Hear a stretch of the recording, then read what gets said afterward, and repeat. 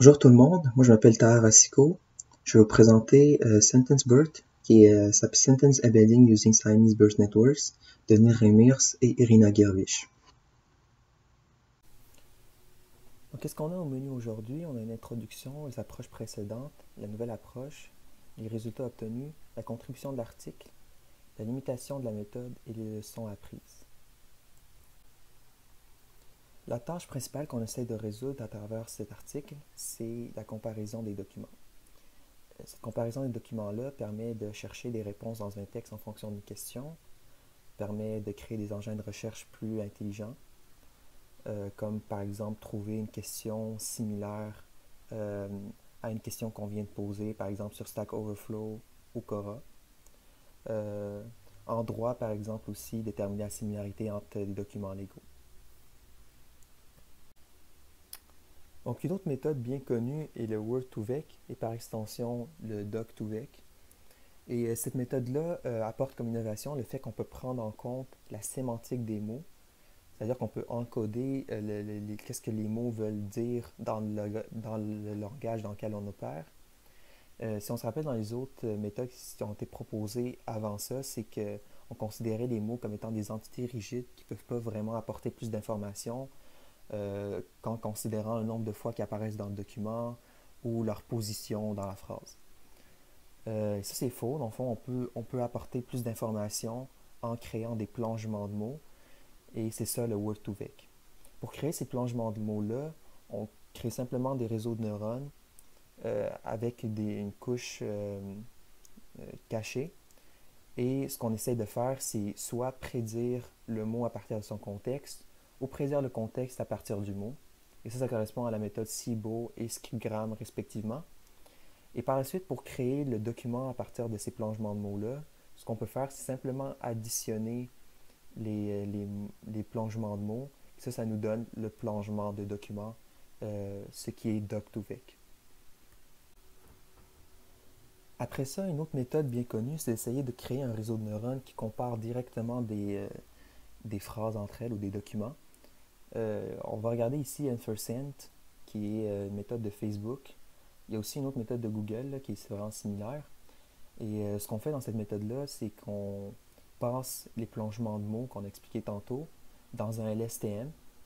Et à chaque fois, le LSTM va ressortir son état caché qu'on va concaténer dans un vecteur. On va faire ça pour les deux documents respectivement. Et après ça, on va passer ça dans une fonction de comparaison. Par exemple, ici, on voit qu'on a un LSTM en bas. Et après ça, on voit que les hidden states sortent en haut. Et puis, ils sont concaténés dans des vecteurs qui s'appellent ici U et V. Et après ça, pour les comparer ensemble, on voit que ce qu'on fait, c'est qu'on prend les deux vecteurs, on fait une différence absolue entre les deux, et après ça, on les multiplie ensemble. Puis après ça, on passe ça dans un réseau connecté, et on fait une softmax pour voir la probabilité que les deux documents soient proches l'un de l'autre ou très différents. Donc là, on se rapproche plus de l'état de l'art avec les méthodes d'attention. Ce qui permet de faire ces méthodes-là, c'est de retourner de façon plus efficace dans le passé, c'est-à-dire dans le cas de données séquentielles, retourner plus efficacement pour voir qu'est-ce qu'on peut utiliser, quelle partie est la plus importante à utiliser dans notre prochaine prédiction. Et pour faire ça, avant, ce qu'on faisait, c'est qu'on avait des réseaux de neurones récurrents qui essayaient d'encoder les inputs précédents dans ce qu'on appelle l'état de la cellule. Et on utilise cet état de la cellule-là pour faire notre prochaine prédiction en fonction de ce qui s'est passé auparavant. Et ce qu'on voit, c'est que ces méthodes-là sont pas bonnes à se rappeler beaucoup très loin dans le passé. Et ce qu'on fait en ce moment avec les méthodes d'attention, c'est qu'on est capable de passer d'une seule fois tout le input et déterminer pour chaque partie de cet input-là sur quoi porter attention par rapport aux autres inputs lorsqu'on compare avec les autres inputs.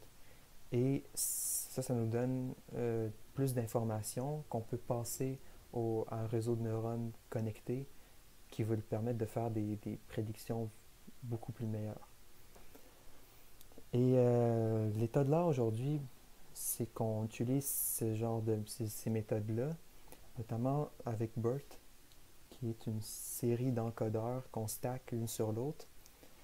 Et un encodeur, c'est vraiment juste une entrée avec une entrée d'embedding avec de l'attention et un réseau de neurones complètement connectés. On stack ça l'un sur l'autre et on fait une prédiction à la fin. Donc, comment on utilise BERT pour pour comparer des documents? C'est qu'on commence par créer une entrée d'input vraiment spécifique où on met un token CLS au début, on ajoute le premier document, après on met un token de séparation, après on ajoute le deuxième document. Puis ça, c'est très important, ça ne peut pas dépasser 512 caractères. Je veux dire dans les modèles qui sont disponibles en ce moment, là. Puis après ça, on passe ça dans BERT, puis à la fin, ça va retourner des logits, c'est-à-dire des valeurs entre 0 puis 1 qui correspondent à une probabilité.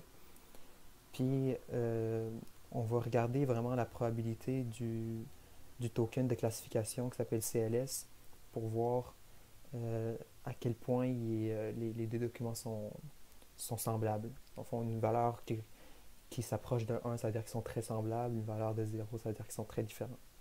Puis on va fine-tuner le modèle de BERT, ça veut dire la stack d'encodeurs comme ça, jusqu'à temps qu'on atteigne des bons résultats. Donc là, on arrive enfin avec la méthode qui s'est proposée par le chercheur. Puis cette méthode-là, c'est vraiment d'utiliser BERT avec une architecture de CMEs Networks pour comparer des documents ensemble, mais aussi pour faire en sorte que BERT ressort des embeddings plus comparables. On va venir là-dessus. On va commencer par voir c'est quoi un CMEs Network. Un CMEs Network, ça fait juste référence à une architecture de réseau de neurones qui est utilisée pour comparer des choses. Fait que traditionnellement, on utilise ça pour comparer des images ou plus spécifiquement des visages. Fait que par exemple, si on veut voir si deux visages sont de la même personne ou pas, ce qu'on peut faire, c'est qu'on les passe dans deux réseaux de neurones identiques, parallèles, et après on utilise l'output de chaque réseau de neurones dans une autre fonction de comparaison de notre choix, pour voir si les deux images sont similaires. Donc, comme on peut voir ici, ce que fait le chercheur, c'est qu'il a créé deux réseaux de neurones, deux architectures, une pour la classification puis une pour la régression. Puis la différence entre les deux est vraiment mineure, mais ce qui est vraiment innovant, c'est vraiment l'effet d'utiliser BERT au début.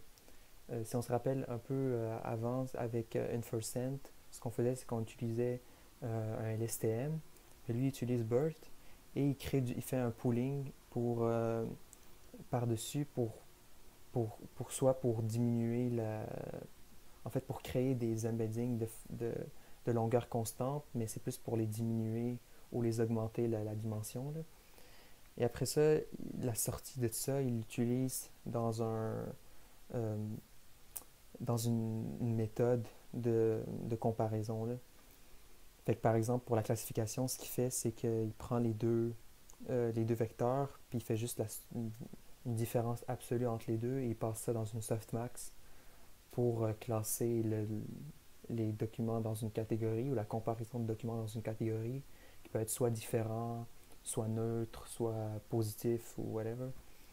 Et pour la régression, il utilise un cosinus, c'est-à-dire qu'il sort des embeddings, il fait un cosinus entre les deux, puis il voit vraiment, c'est vraiment pour voir l'angle de différence, l'angle qui est entre les deux vecteurs, mais sur une dimension vraiment supérieure parce que les documents sont de haute dimension.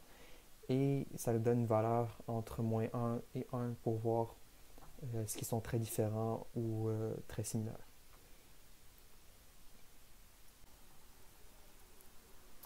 Bon, pour entraîner ce modèle-là, le chercheur a utilisé deux bases de données principales. La première, c'est Multi-Anoly, qui contient 430 000 paires de phrases avec un label neutre, contradictoire ou suivi.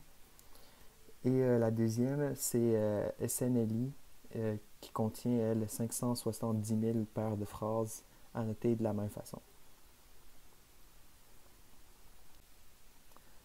Donc, pour les données en sortie, j'ai fait une représentation plus détaillée du modèle. Fait qu'on commence par deux phrases qu'on transforme en tenseur de word embedding. Fait qu'on fait la tokenisation, puis après on, on convertit les mots en des word embedding. Fait que là, ça nous donne un tenseur de m fois n. Puis après ça, on passe ce tenseur-là dans BERT, puis on obtient une matrice de logit de taille m fois 1. Après ça, on passe cette matrice de logit-là dans un pooling pour réduire la dimension. Fait qu'on obtient une matrice de grandeur k fois 1, k étant la grandeur des embeddings en sortie qu'on désire avoir. Puis après ça, on passe tout ça dans une fonction de distanciation qui nous retourne une probabilité. Ici, j'ai pris le modèle de régression du chercheur comme exemple.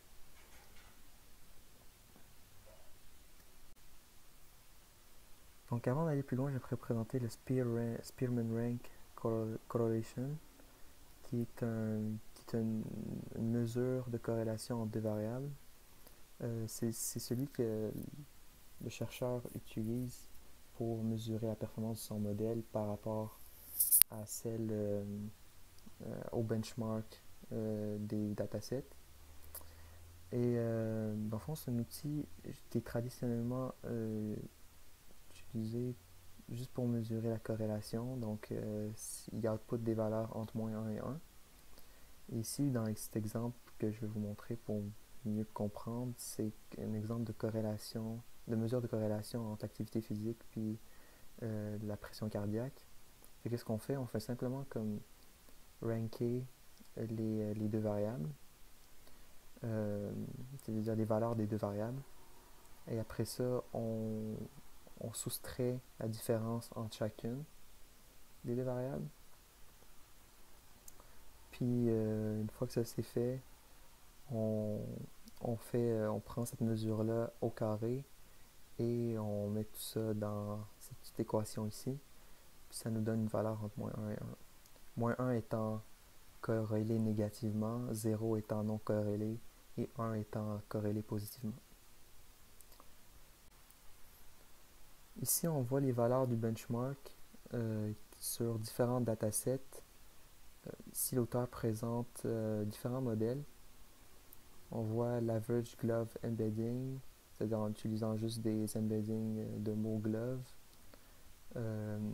Ici, on a les BERT embedding, c'est-à-dire des BERT embeddings sans entraînement. Et ainsi de suite. On a un first sent que j'ai présenté un peu plus avant. Universal Sentence Encoder, ça c'est la version de first sent que j'ai présenté tantôt, mais de Google. Et ici, on a ceux, un peu plus loin, ceux de l'auteur. On a SBERT NLE Base, SBERT NLE Large. Ça veut juste dire qu'il utilise BERT, qu'il a fine-tuné son modèle avec BERT Base puis BERT Large. Et aussi, il a utilisé Robert Base puis Robert Large. Ça, c'est d'autres versions de BERT que je ne vais pas passer dessus maintenant. Et on voit les différents benchmarks, c'est-à-dire différents datasets de plusieurs années.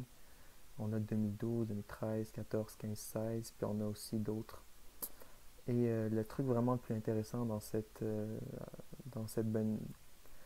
étude-là, c'est qu'on voit qu'en utilisant les BERT embedding, on atteint des valeurs de Spearman vraiment basses. C'est comme qu'il performe vraiment pas bien. On atteint même 20% puis 38%, ce qui est très bas. Et la moyenne, c'est 54%. Et pour le BERT SLS Vectors, on atteint 29%, ce qui est très bas.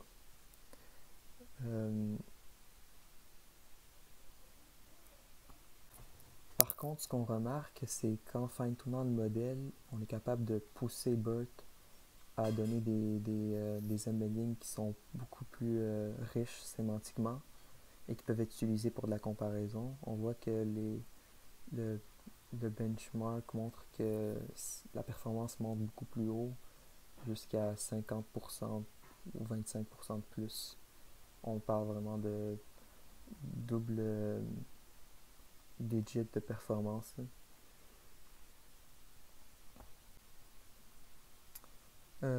Ici, on voit les contributions de l'auteur par rapport à l'efficience computationnelle. Donc, non seulement on est capable d'utiliser BERT pour avoir des embeddings de phrases plus intéressants, mais on est aussi capable d'être plus vite dans, dans la comparaison de documents, notamment en réduisant la grosseur des embeddings avec le pooling. Mais étant donné qu'on utilise BERT en arrière, on garde quand même d'une bonne information sémantique par rapport aux autres modèles, ce qui nous permet de réduire la dimension beaucoup plus que les autres, tout en gardant une bonne performance. Donc ici, il nous montre qu'avec SBERT, on est capable d'atteindre 2042 comparaisons de documents en une seconde, ce qui est très impressionnant. Donc finalement, ici, on a les contributions de l'auteur. Les contributions principales, c'est vraiment une nouvelle architecture beaucoup plus rapide que BERT normal pour comparer les documents. L'auteur proclame qu'il peut faire 10 000 comparaisons en 5 secondes versus BERT qui lui prend 65 heures pour faire ça.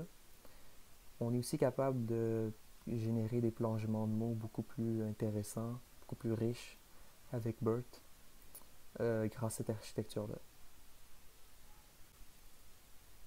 Maintenant, les limites de la méthode. La principale, je trouve, c'est qu'on utilise quand même BERT en arrière, fait qu'on a les mêmes limites que BERT, dans le sens que les limites par rapport à la grosseur du document qu'on peut comparer. Ce serait intéressant de voir si on peut comparer des documents plus larges. Probablement qu'on peut si on modifie un peu la version de BERT qu'on utilise dans cette architecture-là.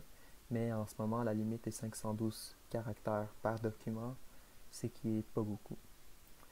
Et j'aurais aimé que ça soit utilisé dans d'autres tâches, voir comment ça performerait.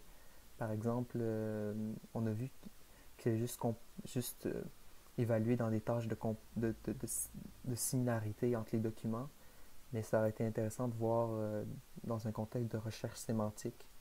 Il y a une question puis un texte, voir est-ce qu'il est capable de ressortir la phrase du texte qui est la meilleure pour la question à savoir. Euh, euh, fait que les leçons apprises, on a vu qu'on est capable de faire une recherche beaucoup plus rapide dans un texte. Fait que ce qu'on peut faire, c'est qu'on peut prendre un document très très large, le découper en phrases qui est de pas plus que 512 caractères et les feeder dans le modèle, puis on est capable de faire des recherches extrêmement rapidement. Mais moi, je me demandais aussi comment ça se comporterait face à des tâches de recherche plus sémantiques, c'est-à-dire qui demandent une compréhension du texte peut-être un peu plus profonde.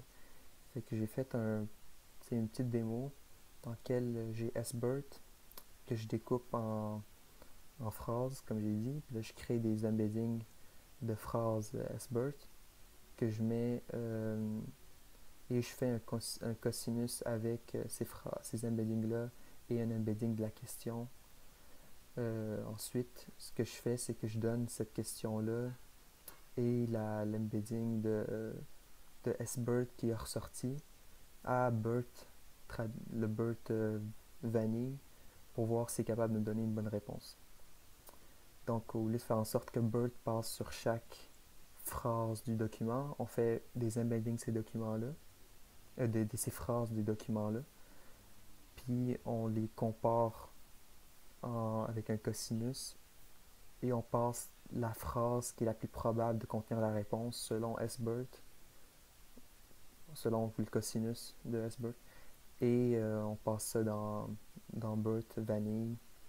Puis ça fait en sorte qu'on a juste à comparer une question avec juste une phrase d'un document et donc le document en entier.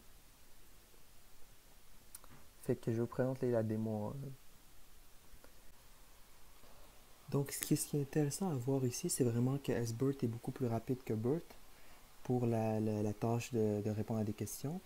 SBERT est juste capable d'avoir la meilleure phrase dans laquelle la question se trouve, alors que BERT est capable d'extraire vraiment la partie texte qui est la meilleure réponse, jusqu'au token près, c'est-à-dire jusqu'au mot près de la bonne réponse.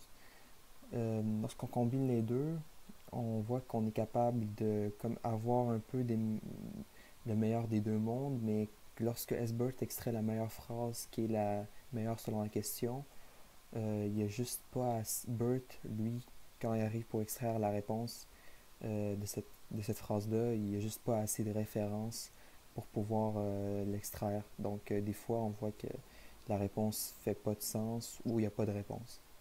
Donc, vraiment, avoir un bon retour en arrière, c'est quand même important pour répondre à des questions. Ouais. Souvent, juste une phrase, ça suffit pas. Mais quand même, c'est très rapide. Fait que ça peut marcher des fois.